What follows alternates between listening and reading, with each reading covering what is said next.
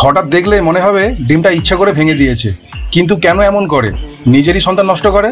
বন্ধুরা, প্রথমবার মা হওয়া মানেই কি ভুল?